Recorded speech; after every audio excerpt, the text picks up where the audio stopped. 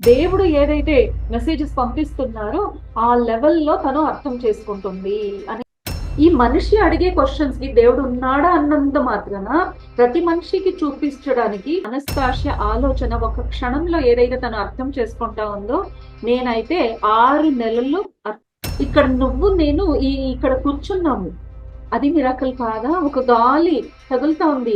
ఎంత హాయిగా ఉంది. అది మిరకల్ కాదా? మీరు ఒకే భూమిలో ఉండాలి. అక్కడే తినాలి. అక్కడే చచ్చిపోవాలి. అక్కడే మట్టిగా ఇంత ఈజీగా ఉంటే మనిషి మనిషి అంటే భూమి పైన ఉండే అందరూ ఒక్క నిమిషంలో మారిపోవచ్చు కదా! ఎలా నిల్చుంటామో, ఎలా మాట్లాడతామో, స్టైల్ ఆఫ్ టాకింగ్, ఈటింగ్ అన్నీ మనం ఫేకింగ్.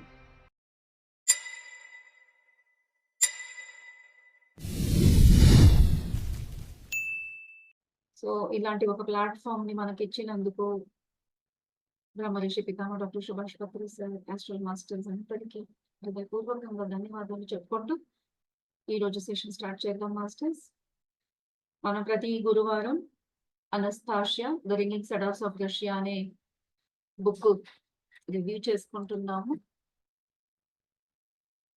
సో రీసెంట్ కొన్ని ఎపిసోడ్స్ లో మనం చూసాము ఎలా అయితే అనస్తాషియా వాళ్ళ గ్రాండ్ ఫాదర్ వ్లాడిమిర్ నేగ్రే ఎలా కలిశారు, ఎలా బుక్ రాయడం జరిగింది. వ్లాడిమిర్ నేగ్రే మరి అనస్తాషియాకి ఒక బాబు కూడా పుడతాడండి. అది కూడా లాస్ట్ ఎపిసోడ్ లో మనం చూసాం. ఇంకా తాతతో వ్లాడిమిర్ నేగ్రే మాట్లాడుతూ ఉండగా కొన్ని విషయాలు ఆయనతో చర్చ చేస్తున్నారు. ఆ విషయం ఈరోజు తెలుసుకుంటాము. సో యాక్చువల్లీ ఇది సెకండ్ బుక్ పేరే 'స్పేస్ ఆఫ్ లవ్' అని రాశారు. Only love, love, love because there is only love. ఆ లవ్, లవ్ అంటే ఆ ప్రేమ. ఈ ఈ సృష్టిని కాపాడాలి అనేది కూడా ప్రేమే కదండీ! ఎక్కడైతే ప్రేమ ఉందో అక్కడ రక్షణ, శాంతి, ఇంకా గ్రోత్ అనేది ఉంటుంది. సో, ఆ స్పేస్ ఆఫ్ లవ్ గురించి ఇక్కడ చెప్తూ వ్లాడిమిర్ నేగ్రే ఇక్కడ చెప్తున్నారు. ఈ 'స్పేస్ ఆఫ్ లవ్' అనే బుక్కు దీనికి ఈ పేరు రావడానికి కారణం, బుక్కు వచ్చిన వెంటనే ఆ స్పేస్ ఆఫ్ లవ్ అంటే ఏంటంటే అంత స్పేస్ మొత్తం లవ్‌తో నిండిపోయింది. ఎవరైతే ఈ బుక్ చదువుతున్నారో వాళ్ళకి ఆ ఎనర్జీ కనెక్ట్ అవుతోంది. అందరూ దాన్ని ఒప్పుకుంటున్నారు. అంత చక్కగా అది హ్మ్. యాక్సెప్టెన్స్‌లో ఉంది. సో, రష్యాలో అయితే ఎన్నో సంఘటనలొచ్చాయి. ఎగ్జిబిషన్స్, పిక్చర్స్, డ్రామా, థియేటర్స్, పాట పాడడం, పెయింటింగ్ చేసేవాళ్ళు పెయింట్ చేస్తున్నారు. దాన్ని అమ్ముతున్నారు. అలా ఎక్కువగా జరిగాయంట అప్పుడు. So, everybody is enjoying. So, ఇలాంటిది జరిగేటప్పుడు ఎలాంటి ఆ వాతావరణం ఉంటుందండి? ఆనందం, లవ్ ఎనర్జీ. సో, ఎక్కడ చూసినా ఎంజాయ్‌మెంట్, ఎంజాయ్‌మెంట్, ఎంజాయ్‌మెంట్. సో, ఇక్కడ వ్లాడిమిరు ఆ తాతతో మాట్లాడేటప్పుడు విషయాలు ఏదున్నాయో ముందు చెప్తున్నారు. వ్లాడిమిర్ మెగ్రేకు తను ఎలా వాయిస్ వినిపించింది అంటే, అప్పుడు తాత దగ్గర ఉన్నందుకు వినిపించింది. మనం అంతా చూసుకున్నాం. అయితే ఎందుకు డైరెక్ట్‌లీ వినిపించలేదు అంటే, మనం ఇది చూసుకోవాల్సిన విషయం మాస్టర్. ఈరోజు మనతో మనం అనుకున్న దేవుడు గాని, సృష్టికర్త ఎవడైతే ఉన్నారో ఆయన కూడా మనతో కమ్యూనికేట్ చేస్తున్నారు. ఎలా అయితే వ్లాడిమిర్‌తో అనస్తాషియా కమ్యూనికేట్ చేయడానికి ఎంత తపించిపోతా ఉంది. అక్కడ తనకు తెలిసిపోతోంది. ఆయన ఆకలితో ఉన్నాడు, చచ్చిపోవాలనుకుంటున్నాడు. అయితే తను కమ్యూనికేట్ చేయలేకపోయింది. చూడండి. కమ్యూనికేట్ చేసే శక్తి ఉంది. విధానం తెలుసు. ఆయన ఇక్కడ దాకా ఎందుకు రాలేదు వ్లాడిమిర్ దాకా? ఎందుకంటే ఆయన రెడీ లేరు. ఆయనకి ఆ క్లారిటీ లేదు. ఎందుకంటే ఆ శరీరం ఆయనకుండే రోగాలు, ఆయన ఆలోచనలు అవి బ్లాక్ చేస్తున్నాయి. అంత సింపుల్ అండి. ఈ రోజు కూడా మనం ఎన్ని వ్రతాలు, నోములు, బుక్స్ చదివి ఎన్ని విషయాలు తెలుసుకున్నా ఎందుకు మార్పులు రావటం లేదు అంటే కారణం మనలో చూసుకోవాలి. మనం సిద్ధంగా లేము. సో, ఆరోగ్యం చాలా చాలా ఇంపార్టెంట్ మాస్టర్స్. ఫస్ట్ శరీరం. సో, శరీరంని బాగా చూసుకోవాలి. ఆహారం ఏమిస్తున్నామో అది చక్కగా చూసుకోవాలి. దానికి రెస్ట్ ఇవ్వాలి. హెల్త్ అంటే ఓన్లీ ఫుడ్ కాదు. రెస్ట్ కూడా ఇవ్వాలి. ఇయన్ని విషయాలు ఇక్కడ తాతయ్య తనతో చెప్తున్నారు. సో, అలా చెప్తూ ఉండగా తాతయ్యనే అడుగుతారు. ఎందుకు మరి మనిషి అనుకున్న నేను చేంజ్ అవ్వాలి, నేను కూడా అలా హెల్తీగా ఉండాలి అనుకుంటున్నాడు. అయినా ఎందుకు మరి మార్పులు రావటం లేదు అంటే, అప్పుడు తాతయ్య చూపిస్తారు. అక్కడ ఆహ్, ఒక క్రాస్ రోడ్‌లో కూర్చున్నారు కదండీ! అక్కడి నుంచి అక్కడే మాట్లాడుతున్నారు బెంచ్ మీద కూర్చొని. అప్పుడు అక్కడ ఇద్దరు అమ్మాయిలున్నారంట. ఆ అమ్మాయిలిద్దరిని చూపించి తను చెప్తున్నారు తాతయ్య, "ఇప్పుడు చూడు వీళ్ళిద్దరు ఉన్నారు గదా! మోడర్న్‌గా ఉన్నారు. మరి యంగ్‌స్టర్స్, యూత్, యూత్‌కి ఎనర్జీ ఎక్కువగా ఉంటుంది. సో, ఇంకా వాళ్ళ హెల్త్ ఇంకా పాడైపోలేదు. అయితే ఆలోచనలు పాడైపోయాయి. హెల్త్ కంప్లీట్‌లీ డెటోరియేట్ అవ్వడానికి కొంచెం టైం పడుతుందండి. అంటే మిడిల్ ఏజ్‌లో వచ్చేసరికి అప్పుడు హెల్త్ పాడైపోతుంది. యంగ్‌స్టర్స్‌లో ఇంకా కొంచెం హెల్త్ బావుంటుంది. అంటే వాళ్ళలో ఎనర్జీ ఇంకా ఉంది. వాళ్ళు అనుకున్నారు అంటే వాళ్ళ మనసు చేస్తే ఆ ఎనర్జీతో కనెక్ట్ అయిపోతారు. అందుకే చూడండి చిన్న పిల్లలకి గాని, యూత్‌కి గాని ఐడియాస్ ఒస్తాయి. ఎందుకంటే వాళ్ళు కమ్యూనికేట్ చేయగలుగుతున్నారు. ఆ యూనివర్సల్ ఎనర్జీతో కమ్యూనికేషన్ జరుగుతా ఉంది. అయితే అది ప్రాక్టికల్ చేయలేకపోతారు. అండ్ సమాజం ఎలా ఉంది అంటే, ఆ వయసు పిల్లలు ఏది చెప్పినా అది జరగనివ్వరు. ఇప్పుడు నేను స్కూల్‌కెళ్ళను, నేను కాలేజ్ చదువుకోను, నాకు ఇంజినీరింగ్ వద్దు అంటే, అమ్మ నాన్నలు వింటారా? సొసైటీ వింటుందా? అంటే ఆ ప్యూరిటీని యూజ్ చేసుకోవడానికి అవకాశం లేనట్టుగా ఆ సమాజం అలా తయారు చేస్తుంది. ఎలాంటి రోల్ మోడల్స్ ఇస్తారంటే ఎవరైతే సక్సెస్‌ఫుల్ అయిపోయారో, వాళ్ళు చూడు ఇంజినీర్ అయినందుకు చూడు ఎంత మంచి జాబు, ప్యాకేజ్ చూడు ఎంత బావుందో, వాళ్ళ ఇంట్లో ఉండే కారు చూడు, వాళ్ళు హోదా చూడు అని అది అలా రాంగ్ మోడల్స్, రోల్ మోడల్స్‌ని సెట్ చేస్తూ, ఆ పిల్లలు వేసుకునే బట్టల దగ్గర నుంచి రోల్ మోడల్స్ క్రియేట్ చేస్తారు. నువ్వేంటి ఇంత పెద్ద నేను డాక్టర్‌ని, నా కొడుకు నువ్వు ఇలాంటి డ్రెస్ ఏసుకొని తిరుగుతున్నావా? చూసేవాళ్ళేమనుకుంటారు అని మీరు వేసుకునే డ్రెస్‌కి ఫ్రీడమ్ లేదు. తినే తిండికి ఫ్రీడమ్ లేదు. ఆలోచించడానికి ఫ్రీడమ్ లేకుండా యాక్చువల్లీ ఎవరి దగ్గరైతే కంప్లీట్ ఎనర్జీ ఉందో వాళ్ళనే మీరు కంప్లీట్‌లీ డెస్ట్రాయ్ చేస్తున్నారు. అయితే వ్లాడిమిర్ అంటారు, మీరేంటి మీరు చెప్తా ఉంటే ప్రతి యంగ్‌స్టరు ఇలా ఉన్నట్టు మాట్లాడుతున్నారు. ఎంతమంది యంగ్‌స్టర్స్ ఉన్నారు. వాళ్ళు ఇష్టం వచ్చిన పని చేస్తున్నారు. మరి సక్సెస్‌ఫుల్ అవుతున్నారు అంటే, అక్కడ ఉన్న ఇద్దరు అమ్మాయిల్ని చూపిస్తూ, చూడు ఆ అమ్మాయి నీకు సక్సెస్‌ఫుల్‌గా కనిపిస్తా ఉందా అంటే, యెస్ తను చాలా బ్రాండెడ్ బట్టలేసుకొనిందంట. మరి తనేసుకున్న బట్టలు, పర్సు, షూసు అవన్నీ చూస్తే మంచి సాలరీ గల అమ్మాయిలాగా కనిపించిందంట. ఇప్పుడు తాతయ్య అంటారు, "అయితే తను చూడు ఏం చేస్తా ఉంది" అంటే, తను స్మోక్ చేస్తా ఉందంట. తనతో పాటు ఇంకో ఫ్రెండ్ ఉంది. చాలా చక్కగా డ్రెస్ ఏసుకున్నారు. అయితే స్మోక్ చేస్తున్నారు. చూడు అంటారు వ్లాడిమిర్. చూడు తాతయ్య ఎంత హ్యాపీగా ఉన్నారు. ఎంత బాగా సంపాదించారు. ఎంజాయ్ చేస్తున్నారు. తాతయ్య అంటారు, "నువ్వు అనుకుంటున్నావు వాళ్ళు ఎంజాయ్ చేస్తున్నారని. యాక్చువల్లీ అక్కడ వాళ్ళు వాళ్ళ స్వయం రూపంలో కూడా వాళ్ళు లేరు. వాళ్ళు ఏదైతే ప్రదర్శిస్తున్నారో అది వాళ్ళ రోల్ మోడల్ మైండ్‌లో ఏదైతే పెట్టుకున్నారో అలా వాళ్ళు యాక్ట్ చేస్తున్నారు. అది నిజమైన వాళ్ళ ఇష్టంతో చేసే పని కాదు. అంటే ఒక జాబ్‌లో ఉంటే ఇలాంటి డ్రెస్సులేసుకోవాలి. నా పొజిషన్‌కి తగ్గినట్టుగా నేను డ్రెస్ ఏసుకోవాలి అని ఆ అమ్మాయి అలాంటి డ్రెస్ ఏసుకునింది. అంటే చిన్న చిన్న డ్రెస్ ఏసుకుంది. ఎక్స్‌పోజ్ చేస్తా ఉంది అనుకోండి. తనకు ఇష్టం లేదు. అయితే ఒక పొజిషన్‌లో ఉన్న అమ్మాయి ఇలా డ్రెస్ ఏసుకోవాలి మోడర్న్. అది 1996 అండి. అప్పుడే కొత్తగా మోడర్నిజం స్టార్ట్ అవుతా ఉంది. వెస్టర్న్ స్టైలింగ్ స్టార్ట్ అవుతా ఉంది. అందరికి వెస్టర్నర్స్ లాగా ఉంటేనే మోడర్న్ అని అనుకునేవారు. సో, ఇష్టం లేకపోయినా ఎంతోమంది జీన్స్ ప్యాంట్ ఏసుకోవడము, స్కర్ట్ వేసుకోవడము, ఇలాంటి పని చేసేవారు. సో, అది ఒరిజినల్ కాదు గదా! పర్సనాలిటీ. Duplicate personality. స్మోకింగ్ కూడా అంతే. తను స్మోక్ చేస్తే ఒక హోదా కనిపిస్తుంది. మోడర్న్ అనిపించుకుంటాను అని తను స్మోక్ చేస్తా ఉంది. అయితే ఆ కళ్ళల్లో ఆనందం లేదు. ఆ మొహంలో తృప్తి లేదు అని తాతయ్య చూపిస్తారు. మరి చిరాకుగా ఉంటుంది. అక్కడ తన ఫ్రెండ్‌తో మాట్లాడినా చిరాకుగా ఏదో మాట్లాడుతా ఉంది. అంటే స్ట్రెస్ లెవెల్. సో, అది తన నిజ రూపం కాదు. వాళ్ళిద్దరు ఏదో మాట్లాడుతా ఉంటే తాతయ్య అమ్మాయిని అలా తదేకంగా చూసేసరికి ఆ అమ్మాయికి కోపం వస్తుంది. ఏంటి ముసలాయన అలా చూస్తున్నావు అని తిడుతుందనమాట. చాలా బా చెడ్డ చెడ్డ మాటలతో ఇలా బ్యాడ్ లాంగ్వేజ్ తిడుతుందనమాట. అక్కడి నుంచి వెళ్ళిపోతుంది. వ్లాడిమిర్‌ని తీసుకొని తాతయ్య రా నీకు చూపిస్తాను అని మళ్ళీ ఆ అమ్మాయి వెనక వెళ్తారనమాట. కొంచెం దూరం వెళ్ళిన తర్వాత ఆ అమ్మాయి ఇంకా కోపంతో మాట్లాడుతుంది. "నీకు సిగ్గు లేదా? ముసలివాడివి. ఏంటి నన్ను ఫాలో చేస్తున్నావు? నన్నేంటి అలా చూస్తున్నావు" అని. సడెన్‌గా తాతయ్య ఏమంటారు, చాలా సాఫ్ట్‌గా, ప్రేమగా తను లెఫ్ట్ హ్యాండ్‌తో స్మోక్ చేస్తా ఉందంట. "అమ్మాయి ఈ సిగరెట్ నీ రైట్ హ్యాండ్‌లో పట్టుకోమ్మా" అని సాఫ్ట్‌గా చెప్పారు. తను అసలు హిప్నోటైజ్ అయినట్టుగా నిజంగానే లెఫ్ట్ హ్యాండ్‌లో ఉండే సిగరెట్‌ని రైట్ హ్యాండ్‌లోకి తీసుకొని చాలా ప్రేమగా, చాలా రెస్పెక్ట్‌గా తనతో మాట్లాడిందంట తాతయ్యతో.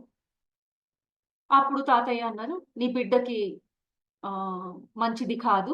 ఇంటికెళ్ళి ఆలోచించు" అని రెండే మాటలు అలా చెప్పారు. అవునండి. మీరు చెప్పేది నిజమే అని అలా సాఫ్ట్‌గా ఏది వాళ్ళిద్దరు మాట్లాడుకుంటే ఈయనకేం అర్థం కావటం లేదు. తనేమంటున్నారు? ఈవిడేంటి ఇలా రెస్పాండ్ ఇస్తా ఉంది అని చూస్తూ ఉండిపోయాడంట వ్లాడిమిర్ మిగిల్.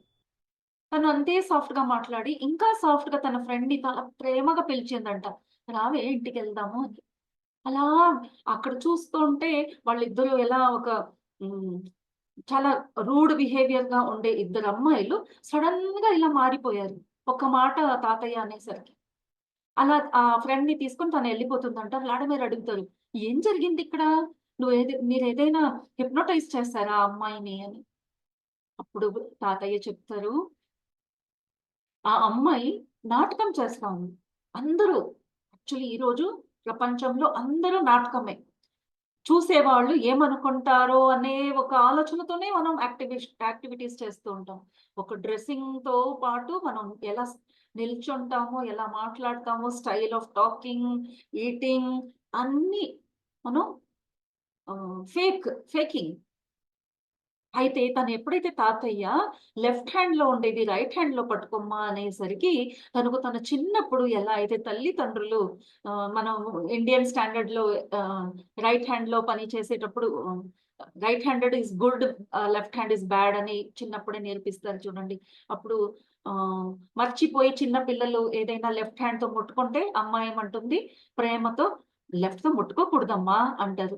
అప్పుడు ఆ! ఫుల్ యాక్సెప్టెన్స్‌తో ఒక బిడ్డ సడెన్‌గా రైట్ హ్యాండ్ ముందుకు చాపుతారనమాట.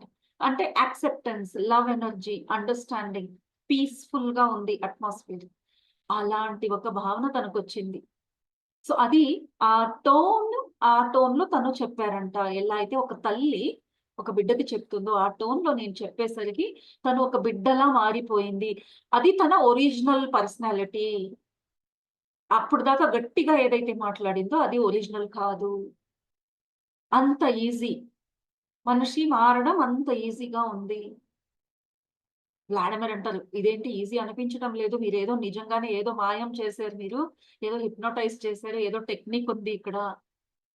ఇంత ఈజీగా ఉంటే మనిషి ఏంటి భూమి పైన ఉండే అందరూ ఒక్క నిమిషంలో మారిపోవచ్చు కదా!" ఇప్పుడు తాతయ్య అంటారు, "యెస్. అంత ఈజీగానే ఉంది. అండ్ అంత సులభంగా అందరూ మారతారు. ఒక సమయం వస్తుంది. అందుకే అనస్తాషియా ఆ విజ్డమ్‌ని ఇలా అందరికి పంచుతా ఉంది." ఇప్పుడు వ్లాడిమిర్‌కి ఇంకా క్వెషన్స్ వస్తున్నాయి. తాతని ఇలాంటి క్వెషన్స్ కొన్ని అడుగుతారండి. ఆ మదర్ ల్యాండ్ గురించి నిన్న చూసాం కదండీ! మదర్ ల్యాండ్ అంటే ఎలా ఉండాలి? What is mother land? Mother land గురించి చెప్తున్నారు ఇక్కడ తాతయ్య. మదర్ ల్యాండ్‌లోనే ఉంటే మనం ఈజీగా మారుతాము. ఇక్కడ మదర్ ల్యాండ్ అంటే మనం ఇండియా అనుకుంటామండి. కదండీ! లేదా మా ఊరు అనుకుంటాం. అయితే అనస్తాషియా చెప్పడం ఏంటంటే, మీరెక్కడ పుట్టారో ఆ భూమి మీ మదర్ ల్యాండ్. సపోజింగ్ మీరు ఒక ఊరికెళ్తున్నారనుకోండి. ఆ ఊరులో పుట్టారు అంటే అక్కడ మీ జన్మభూమి కాదు. తాతల ఊరు. ఎక్కడైతే జనరేషన్స్ ఉంటారో, మినిమమ్ ఆఫ్ 9 జనరేషన్స్ ఒకే ప్లేస్‌లో ఉండాలి అంటుంది. మీరు కదలకుండా 9 జనరేషన్స్ ఒకే ప్లేస్‌లో ఉంటే, అక్కడ ఉండే చెట్టులు, అక్కడ ఉండే మట్టి, అక్కడ ఉండే గాలి అంతా మీ ఫేవర్‌లోనే ఉంటుంది. అలాగే మనిషి బతకాలి. So mother land is more important అంటారు, లిటరల్ మదర్ ల్యాండ్. సో ఎలా అయితే మీకు జన్మం ఇచ్చిన తల్లితో మీరు కంప్లీట్లీ యాక్సెప్టెన్స్ లో ఉంటారో, మీరు మీ భూమిలో ఉంటే మీకు అలాంటి హ్యాబిటే అయిపోతుంది. ఒక తల్లి దగ్గర ఉంటే ఎలా ఫీల్ అవుతారు మీరు? ఎంత న్యాచురల్ గా, హ్యాపీగా, రిలాక్స్డ్ గా. సో అక్కడ వచ్చే టెన్షన్స్ ఏదైనా ఉంటే, ఇబ్బందులు ఏదైనా వస్తే, మీకు ఆ ఇబ్బంది అసలు రావు అంటున్నాను నేను. మీకు ఇబ్బందులే రావు అలా ఉన్న వాళ్ళకి. అందుకే ఇప్పుడు ఈ రోజు మాట్లాడుకుంటున్నాం మనం. ఏంటంటే ఆ కాలంలో ఇలాంటివి ఏమీ లేదు అంటే. ఎందుకు లేదు ఆ కాలంలో అంటే, వాళ్ళు ఒక ప్లేస్ లో ఉన్నారు కాబట్టి. వాళ్ళు మనకన్నా మంచి వాళ్ళు కాదు. వాళ్ళ ఆహారం మన ఆహారం కన్నా మంచి ఆహారం అనేది కూడా కాదండి. ఇక్కడ చాలా పెద్ద సీక్రెట్. అనస్తాషియా ప్రతి బుక్‌లో ఈ మాట చెప్తూనే ఉంటుంది. మీరు ఒకే భూమిలో ఉండాలి. అక్కడే తినాలి. అక్కడే చచ్చిపోవాలి. అక్కడే మట్టిగా మారిపోవాలి మీరు. అలాంటి అలాంటి ఒక స్థితిలో ఉంటేనే మనిషి మారుతాడు. సో, అనస్తాషియా గురించి ఇక్కడ వ్లాడిమిర్ అడుగుతారండి. తాతయ్య, మీరు ఇంత విజ్డమ్ మీకుంది, అనస్తాషియాకుంది. ఇది ఎలా సాధ్యం? మీరు చిన్నప్పటి నుంచి ఏదైనా నేర్పించారా? ఈ ఇంత విజ్డమ్ తనకెలా వచ్చింది? మరి మీ మీ విజ్డమ్ కన్నా తన విజ్డమ్ ఎక్కువ, లేదా అనస్తాషియా కన్నా మీకు ఎక్కువ తెలుసా? అలాంటి క్వెషన్స్ అడిగితే అప్పుడు తాతయ్య చెప్తారు, అనస్తాషియా నిజంగానే ఒక special person with very strong energy. నాకు తెలియని ఎన్నో విషయాలు తనకు క్విక్‌లీ అర్థమైపోతుంది. మరి తాత ముత్తాత కూడా ఉన్నారు గదండీ! పెద్దాయన, ఇంకో ఆయన పెద్దాయన ఉన్నారు. ఎన్నో విషయాలు ఆయనకు అర్థమవుతాయి. నాకైతే అర్థం కూడా కాదు అని చెప్తున్నారు ఇక్కడ తాతయ్య. అంత ఫాస్ట్‌గా తన బ్రెయిన్ పని చేస్తుందంట. రిసీవింగ్ పవర్ అంత ఫాస్ట్‌గా ఉందంట. దేవుడు ఏదైతే మెసేజెస్ పంపిస్తున్నారో, ఆ లెవెల్‌లో తను అర్థం చేసుకుంటుంది అని ఆ మాట అంటారిక్కడ. అన్నప్పుడు డౌట్ ఇప్పుడు వ్లాడిమిర్‌కి. ఈ దేవుడు అంటున్నారు గదా! ఏంటి ఈ దేవుడంటే ఎవరు? ఆయన మరి ఎలా ఆలోచిస్తారు? అని చెప్తే చాలా బావుందండి. యాక్చువల్లీ దేవుడి గురించి కూడా తెలుసుకోవడం జరుగుతా ఉంది ఈ బుక్‌లో. సో, దేవుడి గురించి ఆయన ఇక్కడ చెప్తున్నారు. దేవుడు అంటే ఒక్క మినిట్ ఎగ్జాక్ట్‌లీ చెప్తాను నేను. Why nobody can see God అని ఉంది. చాప్టర్ పేరు why nobody can see God. Anastasia అయితే గాడ్ చూస్తా ఉంది. అయితే వేరే వాళ్ళెందుకు గాడ్‌ని చూడలేకపోతున్నారు. సో, గాడ్ ఏంటి స్పెషలా? లేదా అనస్తాషియా స్పెషలా అని అడిగితే వ్లాడిమిర్ ఇప్పుడు చెప్తున్నారు. ఎంత బాగా ఎక్స్‌ప్లెయిన్ చేస్తున్నారంటే, ఈ గాడ్ అనే ఒక ఎనర్జీ ఏదైతే ఉందో, ఎనర్జీ అది మనిషి కాదు. అది ఎలా అయితే ఒక మూవ్‌మెంట్ ఉంది. భూమి పైన అన్ని మూవ్‌మెంట్సే. Everything is moving. అయితే మన కంటికి కనిపించేటట్టు మూవ్‌మెంట్ లేదు. ఇప్పుడు ఎగ్జాంపుల్‌తో సహా చెప్తున్నారు. ఒక సైకిల్ చూసారా? సైకిల్ వీల్‌లో ఎన్నో స్పైక్స్ ఉంటాయి. స్పైక్స్ అంటే వైర్స్ ఉంటాయి చూడండి, పైప్స్. ఒక సైకిల్‌లో ఒక 100 వైర్స్ ఉంటాయి. What are they called? Spokes. So, ఆ స్పోక్స్ మీరు వెహికల్ స్టాప్ అయిందంటే మీరు ఆ స్పోక్స్ చూడగలుగుతారు. అయితే ఎప్పుడు వెహికల్ మూవ్‌మెంట్‌లో ఉంటే మీకు స్పోక్స్ కనిపించదు. ఎప్పుడైనా సైకిల్ మూవ్‌మెంట్‌లో ఉంటే మీరు చూడాలి. మీకు ఆ గాలిలో ఉండే స్పోక్స్ అంటే ఆ లైన్స్ వైర్ ఏమున్నాయో అవి మీకు కనిపించవు. అది కనిపించాలి అంటే స్లో అయిపోవాలి. స్లో అయిపోయినా మీరు లెక్క పెట్టలేరు. ఎన్ని ఉన్నాయో మీకు తెలీదు. ఉన్నాయని తెలుస్తుంది గానీ లెక్క పెట్టలేరు. సరిగ్గా మీరు క్లియర్‌గా అర్థం చేసుకోవాలి అంటే అది ఆగిపోవాలి. సైకిల్ ఆగిపోయింది అంటే సైకిల్ నడిపేవాడు పడిపోతాడు. అక్కడ సైకిల్ నడిపేవాడు అనేవాడే ఉండడు. అలా అన్నమాట. ఈ ఒక కాన్సెప్ట్‌తో దేవుడనేది ఇక్కడ వివరిస్తా ఉన్నారు. దేవుడు అంటే మూవ్‌మెంట్‌లో ఉండేది. అది మీకోసం స్లోగా నడవాల్సిన అవసరం లేదు. ఎందుకంటే యూనివర్స్‌లో ఒక ఎనర్జీ పనిచేస్తా ఉంటుంది. తనకొక స్పీడ్ ఉంది. ఈ మనిషి అడిగే క్వెషన్స్‌కి దేవుడు ఉన్నాడా అన్నంత మాత్రాన ప్రతి మనిషికి చూపించడానికి సైకిల్ ఆగుతూ ఉంటే ఇంక ముందు నడిచేదెప్పుడు? ముందుకెళ్ళేదెప్పుడు? మనం గమ్యం చేరుకునేదెప్పుడు? సరే నీకేదో ఇంట్రెస్ట్ ఉంది అని ఆగిపోయి ఒక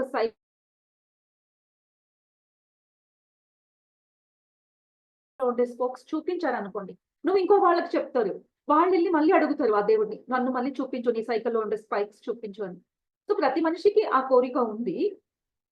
అందరికి చూపిస్తే అసలు సైకిల్ ముందుకెళ్ళదు, అక్కడే ఉండిపోతుంది. అయితే ఈ సృష్టి నడుస్తూ ఉండాలి. సో నీకు ఒకరు చూసిన వాడు చెప్తారు కదా, సైకిల్లో స్పైక్స్ ఉన్నాయి అని చెప్పిన తర్వాత నమ్మకంతో ముందుకెళ్ళాలి. ఎస్ ఉన్నాయి అని. అది స్టాప్ చేసి చూడాలా అనుకోవడం తప్పు. అంటే దేవుడు అనేది ఏంటి, ఎలా అనేది కొందరు చూసిన వాళ్ళు చెప్పారు. నేను చూస్తేనే నమ్ముతాను అనడం తప్పు అంటున్నారు. ముందుకెళ్ళండి, ఆ గమ్యం చేరుకోండి, మీకు అప్పుడంతా అర్థమవుతుంది. సో వ్లాడిమిర్ అడుగుతున్నారు, ఈ గాడ్ అనేవారు ఏంటి మిరాకిల్స్ చేస్తూ ఉంటాడా? ఎంత ఫాస్ట్ గా నడుస్తాడంటే మిరాకిల్స్ చేస్తూ ఉంటాడా? ఫాస్ట్ అంటేనే మిరకల్ కదండి. సో తాతయ్య అంటారు, ఎస్ మిరకల్స్ చేస్తారు. అయితే అది మిరకల్ కాదు, అది న్యాచురల్. నీకు అది కనిపించడం లేదు, అందుకే నీకు అది మిరాకల్ గా ఉంటుంది. మీరు ఒక సైకిల్ నడిచేటప్పుడు మీకు స్పైక్స్ కనిపించడం లేదు, మీరు అనుకుంటారు అక్కడ ఏమీ లేదు అనుకుంటున్నారు. సైకిల్ స్టాప్ అయిందంటే అమ్మో గాలిలో ఎన్ని స్పైక్స్ ఉన్నాయా అని మీరు అప్పుడు సర్ప్రైజ్ అవుతారు. సో గాడ్ చేసే పనిని అర్థం చేసుకోవాలి అంటే అది స్టాప్ అవ్వాలి. స్టాప్ అయితేనే నీకు అర్థం అవుతుంది అంటే అది సరి అయిన పద్ధతి కాదు. అది మూవ్‌మెంట్ లోనే ఉంది. అది మిరాకిల్ కాదు, అది మూవ్‌మెంట్ లో ఉంది. సో గాడ్స్ మిరాకిల్ అంటే ఇది కూడా రాస్తున్నారు. Miracles do not convince non believers. So ఇలా చెప్తే ఎలా అండి దేవుడిని నమ్ముతారు? ఎవడో చూసాడంట, ఎవడో చెప్పాడంట అంటే అందుకే గాడ్ మిరాకిల్స్ అంటే ఎవరిని కన్విన్స్ చెయ్యడు గాడ్. ఎవరు నమ్ముతారో వాళ్ళకి చూపిస్తాడు. So miracles do not convince non believers. Because ప్రతిసారి ఆగి సైకిల్లో ఉండే స్పైక్స్ చూపించడం మొదలెట్టారంటే టెంప్ట్ అవుతాడు. ప్రతి మనిషి టెంప్ట్ అవుతాడంట సైకిల్ ఆపడం. సో అలాగే ప్రతి మనిషి టెంప్ట్ అవుతాడు. అలా చేస్తే అది ఆ సైకిల్ సృష్టి చేసిన ఒక ఉద్దేశం ఏదైతే ఉందో అది ఫుల్ఫిల్ అవ్వదు. సో గాడ్ ఈ సృష్టిని ఏ ఒక పర్పస్ తో సృష్టి చేశారో అది పర్పస్ సాల్వ్ అవ్వదు. ఆ పర్పస్ సాల్వ్ అవ్వడమే ముఖ్యం. సైకిల్ ఎందుకు సృష్టించారు అంటే ఒక ఏరియా నుంచి, ఒక స్పాట్ నుంచి ఇంకో స్పాట్ ప్రయాణం జరగాలి. ప్రయాణమే జరగక ఒక సైకిల్ సృష్టించి దాన్ని చూస్తూ ఉండిపోయాం అనుకోండి, అందరూ వస్తారు. సైకిల్ ఉంది బాగుంది, సైకిల్ ఉంది, స్పైక్స్ ఉన్నాయి, వీల్స్ ఉన్నాయి, నడుస్తుందంట. అలా అనుకుంటూ కూర్చుంటే సైకిల్ ఎప్పుడైనా ముందుకెళ్తుందా? అది ప్రయాణం చేస్తుందా? పయనం గమ్యం చేరుకుంటుందా? అసలు క్రియేషన్ స్టాప్ అయిపోతుంది. సో ఎప్పుడైతే క్రియేషన్ లో జరగాల్సింది జరగకపోతే అప్పుడు డార్క్ ఎనర్జీస్ గురించి కూడా ఎక్కువగా ఇక్కడ చెప్తూనే ఉంటారు. ఎందుకంటే పోటీలో ఉంటాయంట ఆ డార్క్ ఫోర్సెస్. అవి మేనిఫెస్టేషన్ చేసుకోవడం మొదలు పెడతాయంట ఆ సమయంలో ఈ సందర్భం నాకు మంచి ఛాన్స్ దొరికింది అని వాళ్ళు మేనిఫెస్ట్ చేయడం మొదలెడతారు. అప్పుడు మనిషికి ఆల్వేస్ ఈ కొత్తతనం చూసి టెంప్ట్ అవ్వడం అలవాటు. ఈ రోజు సైకిల్ చూసి టెంప్ట్ అయ్యాడు, డార్క్ ఎనర్జీస్ ఇంకొకటి చూపిస్తే అక్కడ టెంప్ట్ అయిపోతాడు. అలాంటిది జరగకుండా ఉండాలి అని సృష్టిలో always it goes on and on and on. చూడండి ఎంత రహస్యాలు ఇవి. యాక్చువల్లీ ఏదో వేదాల్లో శాస్త్రాల్లో ఎక్కడో ఉండొచ్చు, నాకైతే తెలీదు. So I'm unable to relate. మీకు మన శాస్త్రాల్లో కూడా ఇలాంటి మాటలు ఉన్నాయి అని చెప్పడానికి కూడా నాకు ఆ సామర్థ్యం లేదు, ఆ జ్ఞానం నాకు లేదండి. సో ఎవరైనా ఇది చదివి ఒకసారి PDF తీసి చూడండి, why nobody can see God, if you have any more clarity, because everything is return ఇక్కడ. సో ఓకే, ముందుకెళ్దామండి. మిరాకిల్స్ ఎప్పుడు జరుగుతూనే ఉంటాయి అంటే ఈయన అంటారు వ్లాడిమిర్, అట్లయితే మిరాకిల్ ఎందుకు నాకు కనిపించదు, నేను కూడా మిరాకిల్ చూడాలనుకుంటున్నాను అంటే అప్పుడు నవ్వుతాడు తాతయ్య. ఏంటి నువ్వు మిరాకిల్ చూడలేదా? నువ్వు నీ చుట్టుపక్కన జరిగేదంతా ఏంటి మిరాకిల్ కాదా? అక్కడ ఒక సూర్యుడు ఉన్నాడు, అక్కడ ఒక చంద్ర, ఇక్కడ ఒక చెట్టు, అక్కడ ఒక గాలి, గడ్డి, అందులో వచ్చే పువ్వులు, కాయలు, ఇదంతా మిరకల్ కాదా? ఇక్కడ నువ్వు నేను ఇక్కడ కూర్చున్నాము. అది మిరకల్ కాదా? ఒక గాలి తగులుతా ఉంది. ఎంత హాయిగా ఉంది. అది మిరకల్ కాదా? ఈ మిరాకిల్‌ని మేమిద్దరం కూర్చొని ఎంజాయ్ చేస్తున్నాం. ఇది సత్యం కాదా? ఈ సత్యాన్ని నేను ఎక్కడికైనా వెళ్లి వాళ్ళతో పంచుకున్నాననుకోండి నా ఎక్స్‌పీరియన్స్. ఆ సత్యం మారిపోతుందా? అమ్మ ఒక చెట్టు, పెద్ద చెట్టండి. దాని కింద కూర్చుంటే ఇంత మంచి గాలొస్తుంది అని ఎవరైనా చెప్తే, కూర్చొని వాళ్ళు ఎవరు అయితే ఎడారిలో ఉన్నారనుకోండి. అసలెప్పుడు చెట్టు చూడలేదు. గాలి అంటే ఏంటి తెలీదు. చల్లటి గాలి ఎలా ఉంటుంది అనేది తెలీదు. వాళ్ళకి వెళ్లి చెప్తే వాళ్ళు నమ్ముతారా? So, they are under the non believer section. So, 2 రకాల మనుషులుంటారు. నమ్మే వాళ్ళు ఉంటారు. నమ్మని వాళ్ళు ఉంటారు. ఎవరైతే నమ్మరో వాళ్ళు దాన్ని మిరాకిల్‌గా చూస్తారు. అచ్చా! ఒక చెట్టు ఉంటుందా? అలా గాలి వస్తే అంత చల్లగా ఉంటుందా? అది నార్మల్‌నా? రోజు అలాగే ఉంటుందా అట్మాస్ఫియరు? అది అసలు శక్యం లేని ఒక విషయం వాళ్ళకి. సో, నాన్ బిలీవర్స్ వాళ్ళు గాడ్‌ని నమ్మాలి అనుకుంటే వాళ్ళకి మిరాకిల్ చేసేవాడు గాడ్ అనుకుంటారు. ఎందుకంటే వాళ్ళకి అది అనుభవంలో రాలేదు. అయితే అది మిరాకిల్ కాదు. గాడ్ ఏదైతే చేస్తాడో అది మిరాకిల్ కాదు అంటున్నారిక్కడ. సో, అలాగే ఆడమ్ అండ్ ఈవ్ గురించి, బైబిల్ గురించి చాలా విషయాలు ఇక్కడ ఇంక్లూడ్ చేశారు. అది మనకు అవసరం లేదండి. అందుకే నేను ముందుకెళ్ళిపోతున్నాను. తాతయ్యని ఇక్కడ వ్లాడిమిర్ అడుగుతున్నారు. తాతయ్య అనస్తాషియా ఇంత నాలెడ్జ్ పొందింది కదా! తను గాడ్‌తో రోజు మాట్లాడుతుందా? తనకు గాడ్ కనిపిస్తారా? అంటే తాతయ్య అంటారు, "నిజంగా తను చూస్తుందా? మాట్లాడుతుందా? మాట్లాడినా మాకు అర్థం అవ్వదు." అంటే అంత ఫాస్ట్‌గా ఉందంట తన థింకింగ్. తను ఆ లెవెల్ స్పీడ్‌లో వెళ్తుంది. గాడ్ లెవెల్‌కి స్పీడ్‌లో ఉందంట. అందుకే ఆయన చెప్పే మాటలు, ఆయన మిరకిల్స్ తనకి చక్కగా అర్థమైపోతుంది. కొన్ని విషయాలు నాకు కూడా అర్థం అవ్వదు అని తాతయ్య ఇక్కడ చెప్తూ, అందుకే నేను క్వెషన్స్ అడగను. అనస్తాషియాతో ఎప్పుడు మాట్లాడను. ఎందుకంటే తన ముందు మాట్లాడితే నేను చిన్న పిల్లలాగా మాట్లాడినట్టుగా ఉంటుంది. తన విజ్డమ్ అంతా హై. ఈ మాట చెప్పేటప్పుడు అప్పుడు వ్లాడిమిర్‌కి అర్థమవుతుంది. తను ఎప్పుడైతే తన బిడ్డని చూడడానికి పర్మిషన్ ఇవ్వదు. నీకు ఆ ఇంటెలిజెన్స్ వచ్చినప్పుడు నువ్వు కలవాలి బిడ్డని అన్న ఒక మాట ఏదైతే ఉందో ఇప్పుడు తనకు అర్థమవుతుందన్నమాట. ఇది విషయం అని. ఎందుకంటే వీళ్ళకుండే అనస్తాషియా గాని, అనస్తాషియాకి పుట్టబోయే బిడ్డకి గాని ఉండే ఒక ఇంటెలిజెన్స్ లెవెల్ అంత స్పీడ్‌గా ఉందంట. ఎలా అయితే ఒక సైకిల్ వీల్ తిరుగుతూ ఉంటుంది. స్పైక్స్ కనిపించదు. అంత స్పీడ్.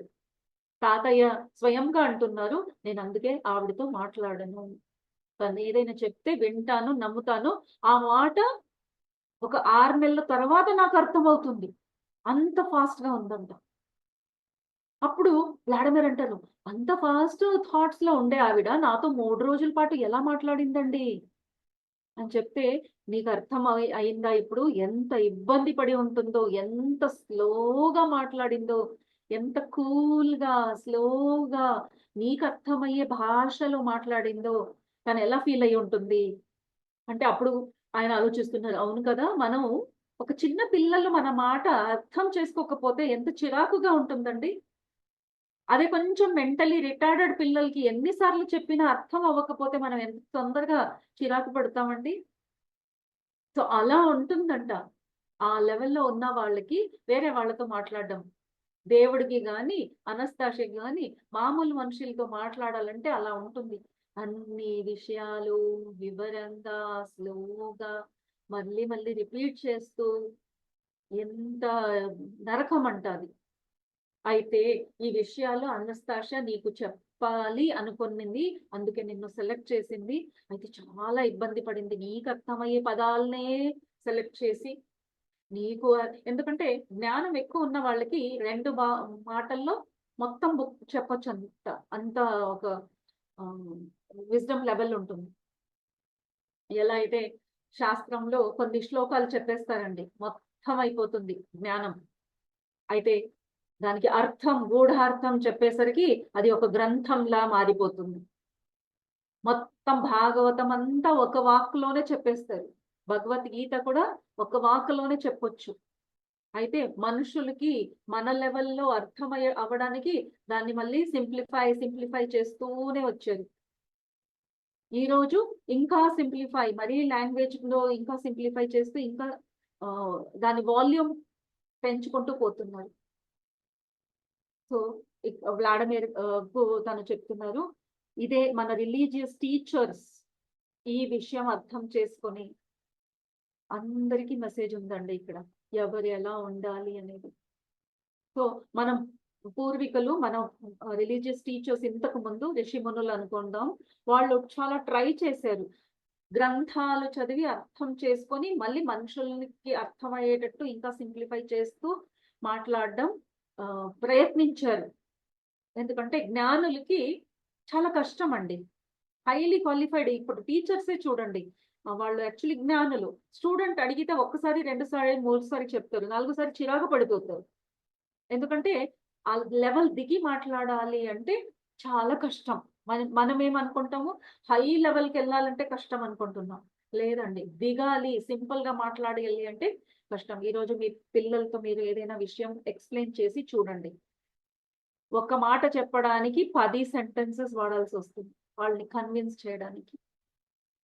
సో, ఇలా దేవుడి గురించి, తన ఎనర్జీ గురించి, అనస్తాషియా ఎనర్జీ గురించి చెప్తూ యెస్. మీరు చూసారా గాడ్‌ని అని కొన్ని ప్రశ్నలు అడుగుతున్నారు ఇక్కడ.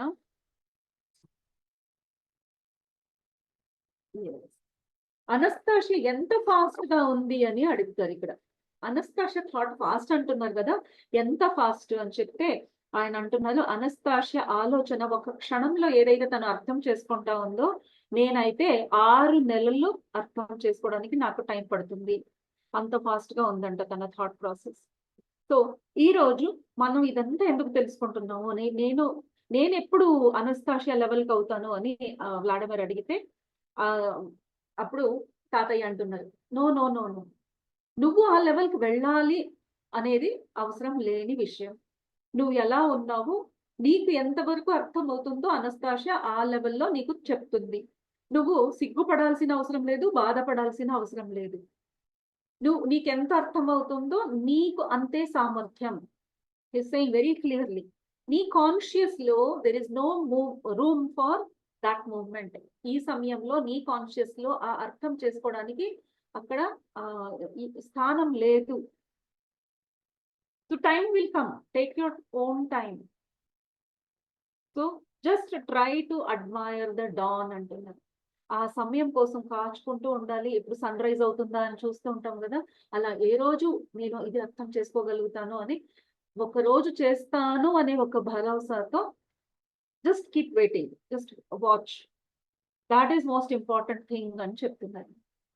సో, ఎప్పుడు నాకు అర్థం కాలేదు అంటే బాధపడాల్సిన అవసరం లేదు. దేవుడు నాకు అర్థం కావటం లేదు అంటే బాధపడాలి, టెన్షన్ పడాలి, నేను మూర్ఖుని అని అనుకోవడం అవసరం లేదు.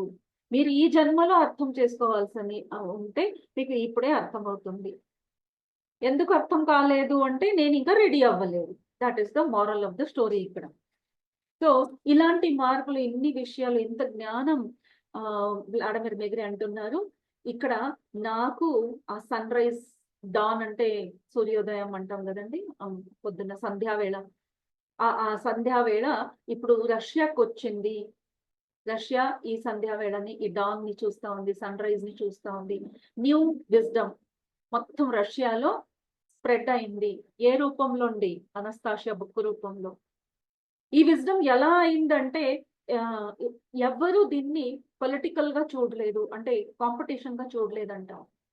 ఈ బుక్కు రష్యా మూలకెళ్ళింది. చిన్న చిన్న గ్రామానికంతా వెళ్తే కొందరు పొలిటికల్ స్పిరిచ్యువల్ లీడర్స్ ఉంటారు కదా! రిలీజియస్ లీడర్స్ ఉంటారు చూడండి.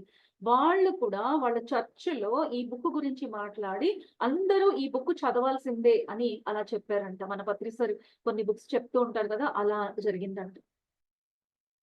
సో, అలా చేసేసరికి ఇంకా ఆయన చెప్పారంటే చదవాలి, ఖచ్చితంగా చదవాలి అని అందరూ ఈ బుక్ చదివారంట.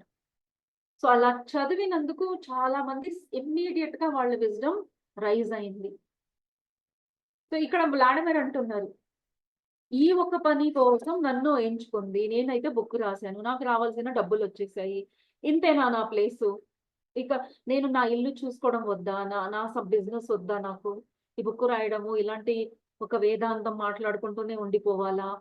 అలాంటి ఒక థాట్ వస్తా ఉంది. నాకొక ప్లేస్ కావాలి. నాకొక ఇల్లు కావాలి. నేను రిచ్ ఎప్పుడవుతాను? ఎందుకంటే తనకు రిచ్ అవుతావు అని అనస్తాషియా చెప్పుంటుంది గదండీ! సో, అవన్నీ ఆలోచనలు వచ్చి తాతయ్యని అడుగుతున్నారు. నేను ఎలా మళ్ళీ రిచ్ అవుతాను? బుక్ రాస్తే మాత్రం అయిపోయిందా? ఆహ్, ఈ రష్యా మొత్తం విజ్డమ్ తీసుకుంటా ఉంది. అయితే నాకేం లాభం నువ్వంటున్నావు నీకు విజ్డమ్ లేకపోయినా నువ్వు తృప్తిగా ఉండు, బాధపడొద్దు. ఇంతే ఇది బీ హ్యాపీ అంటున్నావు. సో, వేరే వాళ్ళకైతే పెద్ద పెద్ద ప్రమాణంలో వెళ్ళిపోతా ఉంది. నాకైతే చిన్న ప్రమాణంలో ఎందుకు ఈ జ్ఞానం అని అడుగుతున్నారు. సో, ఇక్కడ తాతయ్య చెప్తారు. "నీకు డబ్బులే కావాలి గదా! నువ్వు బాధపడొద్దు. అనస్తాషియా ఒక మాట అనింది అంటే అది ప్రామిస్ కాదు. అది జరిగిపోతుంది. It is going to happen అంతే.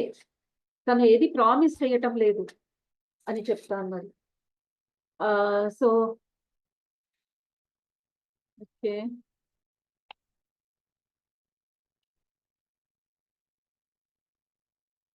ఇది వేరే స్టోరీ ఉందండి. ఇది రేపు చూసుకుందాం నెక్స్ట్ క్లాస్‌లో. ఓకే. Fine masters. సో, ఈ రోజుకి ఇంతేనండి. Thank you very much.